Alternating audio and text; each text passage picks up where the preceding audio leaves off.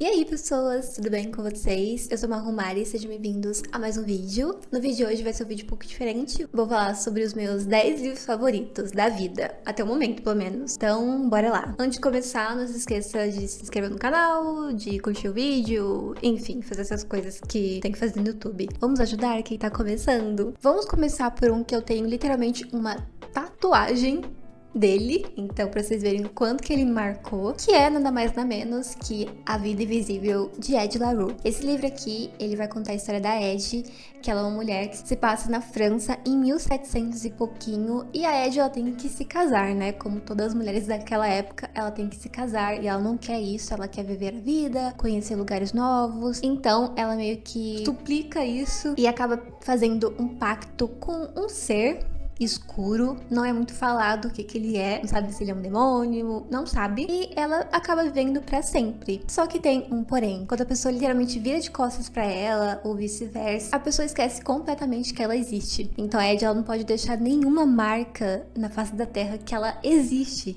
E ela não pode fazer nada. E a gente vê, literalmente, ela vivendo essa vida durante os anos. Muitas pessoas falam que esse livro é um livro que não acontece nada, porque essa é a história, essa é a premissa. E eu gosto muito de livros que não acontecem nada, sabe? Eu acho bonito. E é literalmente a vida. A vida não tem um grande plot twist. Ela é a vida e ela vai acontecendo, sabe? E eu gosto muito desse livro porque ele me marcou de uma forma que fala muito sobre o artista. Tem umas frases aqui que eu não vou saber explicar porque eu não lembro muito bem, mas que me marcaram muito e me fizeram querer, né, tatuar esse livro no meu corpo. Literalmente tenho aqui na minha nuca. O próximo livro foi um que eu li ano passado, que me marcou muito, eu gostei muito dele, que é Café e Lendas.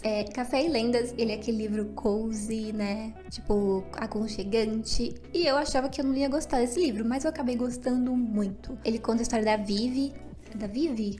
Ele conta a história da Vivi, que é uma orc, e ela é muito boa nisso, ela batalha, ela tem um grupo de pessoas, se eu não me engano, uma guilda, mas ela decide se aposentar e abrir uma cafeteria. É literalmente numa época medieval, assim, no mundo mágico, então pra quem gosta de D&D, essas coisas, vai gostar muito. Eu não sou muito familiarizada com essas coisas, mas eu achei muito legal, e eu tava vendo o anime nessa mesma época que eu tava vendo Café e Lendas, então meio que eu fiquei imersiva nesse mundo, assim, de D&D. Eu fiquei muito com hiperfoco nisso, sabe? Então eu gostei muito desse livro. É um livro cozy também, então ele não tem, tipo, mesmo que a Vivi seja uma orc, né, uma pessoa que luta e tal, vai acontecer pouquíssimas coisas assim de ação. É um livro mais cozy. Pra vocês terem noção, o meu personagem favorito é um rato que cozinha. Enfim, leiam Café e Lendas, que é muito bom também. Próximo livro é um que eu li acho que umas 3 vezes, que é Filha da Floresta. Eu não vejo tanta gente falando desse livro. Filha da Floresta vai contar a história da Sosha, que ela é a 7ª filha de um 7º filho. E todos os irmãos delas, né, os 6 irmãos delas, são homens. Então ela é a única garota ali, ela meio que vive, né, nesse mundo masculino assim, então ela não é uma garota muito recatada, ela gosta muito de ficar na floresta, de andar descalça, de saber sobre poções, fazer ervas, essas coisas. Só que o pai dela, né, porque o pai dela é viúvo, ele acaba se casando de novo com uma mulher um pouco estranha que acaba amaldiçoando os irmãos delas e transformando eles em cisnes. E ela tem que meio que costurar uma roupa feita com uma flor espinhenta, fazer uma lã disso, né? Fazer uma linha disso e costurar roupas pra eles, 6 roupas no caso, pra que eles se transformem em ser humanos de volta. Esse livro me passa muito uma vibe de Irmãos Grimm, contos, né, que eram ditos antigamente, um pouco macabros, e eu gosto muito disso. Fala muito sobre a cultura celta, sobre misticismo, que é uma coisa que eu gosto muito de ler. E só um ressalve aqui, gente, que esse livro tem uma cena de... Vou falar aqui, deixar aqui se posso falar,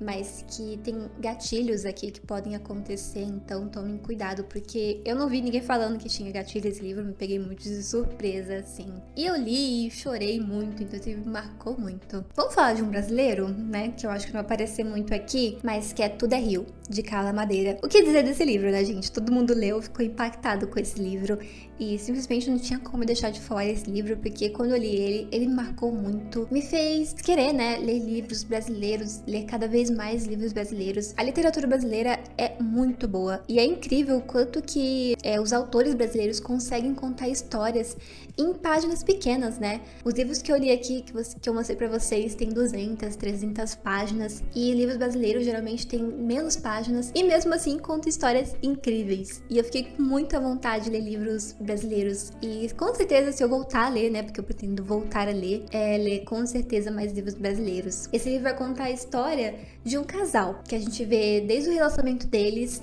até um certo ponto que acontece que vai mudar completamente a história deles. Vai contar a história também da Lucy, que é uma garota de programa, e ela vai entrar na vida desse casal de uma forma diferente também. Eu não vou contar muito porque é um livro pequeno, então não tem o que contar, mas eu lembro que ele me marcou muito na época. Mesmo com o final que divide águas, né? Muita gente gosta e não gosta desse final também. O Ano da Graça vai contar a história de um condato que acreditam que as mulheres têm um pecado da Eva, que fazem com que os homens traiam as suas mulheres, que elas fazem magia, bruxaria e seduzem os homens. E para isso elas são mandadas, quando elas chegam a uma certa idade, a um acampamento. Só que acontece uma coisa que faz com que as mulheres elas voltem delirando, acabem voltando machucadas, sem orelha, tipo, muito bizarro mesmo. E tem uma regra que nenhuma dessas mulheres podem contar o que acontece no Ano da Graça.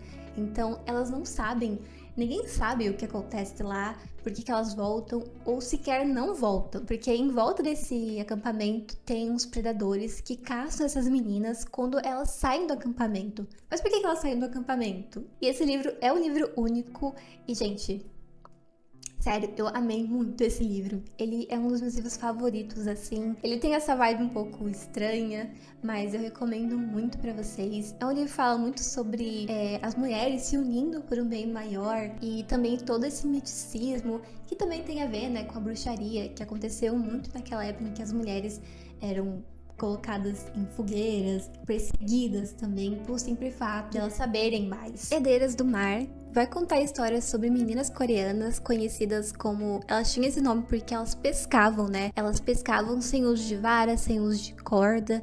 Elas pegavam os peixes mergulhando. E esse é uma coisa passada de geração para geração dessas mulheres. Esse livro se passa na Segunda Guerra Mundial, onde soldados japoneses pegavam meninas coreanas para servirem de consolo desses soldados que estavam na guerra. E vai contar a história de uma dessas meninas, que ela foi literalmente sequestrada quando ela era pequena e levada por esses soldados e forçada a ser uma dessas mulheres. Esse livro é muito triste. Eu lembro que eu li ele e chorei muito, porque, né, é uma história real. Mesmo que seja fictícia aqui, né, essa personagem seja uma personagem fictícia, a gente sabe que isso aconteceu de verdade. Eu tô querendo chorar. Porque eu lembro... Porque eu lembro do que ela passou e eu fico muito emocionada, sério. Eu gosto muito desse livro. Ele é um livro único também. E eu não sei vocês, mas eu não sabia o que tinha acontecido, né? Dessa questão da Coreia com o Japão. O que o Japão tinha feito com os coreanos, que é uma coisa que se estende até hoje, né? Que os coreanos, eles não perdoam o que o Japão fez com eles. Muitas coisas aconteceram também, não só isso, também com as mulheres, mas outras coisas também, se vocês quiserem estudar sobre isso. É uma coisa que vale a pena pra gente saber, né, da história da Coreia, tanto do Japão também. E essa é uma história muito, muito triste, muito sofrida, mas que eu acho que vale a pena ser lido também, pra gente entender sobre essa parte da história. Já que eu tô quase chorando, bora falar sobre lugares incríveis. Por Lugares Incríveis, né? Ele é um livro que vai contar a história do Finch e da Violet, que acabam se conhecendo de uma maneira um pouco diferente. Eles conhecem na Torre do Sino, onde ambos estão pensando, né, cogitando em pular dessa torre. E acaba acontecendo uma coisa que a Violet acaba saindo como salvadora, sendo que aconteceu o contrário, o Finch que salvou ela. Eles estão numa escola, né, eles estudam junto nesse colégio, são um colégio de classe, né, e o Finch é conhecido como o esquisitão da turma, enquanto a Violet é uma garota mais popular. E a gente vai sabendo, né, tanto do ponto de vista da Violet quanto do Finch, a verdadeira, né, os sentimentos dele, questão de luto, questão de depressão. E esse livro me marcou muito, eu li ele quando eu era adolescente. Foi o primeiro livro que eu li de pontos de vistas diferentes, né, 2 pontos de vistas. E eu levei isso pra vida porque eu amo quando tem livro de pontos de vista diferentes, porque eu gosto de saber tanto o que tá passando na cabeça da protagonista, quanto o outro também personagem. Então eu gosto muito de saber disso. Eu amo muito o Finch. Eu me apeguei muito a esse personagem. Ele me marcou muito, sabe? Até hoje eu lembro dele. E é um personagem muito complexo, né? Felicita Virginia Woolf. Ele é muito diferente também. Eu gosto muito dele. A Violet, eu não me identifico muito com ela. Eu me identifico realmente mais com o Finch. E esse livro me marcou muito também, eu gostei muito dele. É claro que trata sobre temas um pouco difíceis, principalmente quando a gente tá na adolescência e passando por essas questões de depressão e de luto também. Então eu super entendo os pensamentos dos dois, o porquê que eles fazem isso também. Então eu gosto muito dele. Vamos pro meu último de fantasia, que é o meu gênero favorito de livro, que é Nome do Vento. Nome do Vento é um livro de fantasia que vai contar a história do coach Kvolt, esse dono da taverna, só que ele é conhecido como o Kvolt, né, o matador de reis, e ele vai contar a história dele, né, como que ele chegou nessa taverna e a história dele pequeno, desde quando ele trabalhava num circo, né, e também ele estudando sobre o Nome do Vento, sobre esse ser místico que aparece na vida dele, que a gente não sabe o que ele é. E esse livro, ele tem uma vibe medieval, então ele tem uma vibe de estudos também, então pra quem gosta dessa coisa de estudos, vai gostar desse livro. Eu não sei porquê, ele me lembrou muito o Ed de Fullmetal Alchemist. Acho que por conta dele querer ir atrás das coisas, né? Dessa questão de querer saber a verdade das coisas o tempo todo. Essa questão de querer, né? Buscar conhecimento. É um livro de alta fantasia, então eu recomendo muito pra quem gosta desse gênero também. Vamos falar de romance também? Porque eu não leio tanto romance assim. E um dos que eu gosto mais hoje em dia, né? Adulta assim, é Acorda pra Vida, Chloe Brown. Vai contar a história da vida da Chloe, que é uma mulher de 30 anos, que ela acaba sendo atropelada. Nada de grave acontece, mas ela acaba tendo o estopim de querer mudar a vida dela e fazer uma lista de coisas pra mudar a vida. A lista de acordar pra vida. Então ela acaba morando sozinha, porque ela tem 30 anos, mas ainda mora com os pais. Não julgo ela, porque tá difícil. Acaba conhecendo o Red, que ele faz tudo ali desse prédio que ela mora. E eles acabam tendo uma conexão ali também. Esse livro é um livro curtinho e é uma trilogia das irmãs Brown, né? A gente vai conhecer as outras irmãs dela também. É um livro que fala sobre personagens que têm mais de 20 anos, sabe? Eu não vejo tanto isso no nível de romance. Outra coisa também bem legal é que tem 2 pontos de vista diferentes, que é uma coisa que eu gosto muito, como eu falei. Então a gente vê o ponto de vista do Red, que eu gostei muito mais dele, sabe? Eu me identifiquei muito com ele, porque ele é um artista, né? Ele é motoqueiro. Amei o Red também, então eu acabei que eu gostei muito dele, entendendo por que a protagonista estava gostando dele. A forma que o romance é evoluído também é bem legal. Lembrando que esse livro é para maior de 18 anos, então...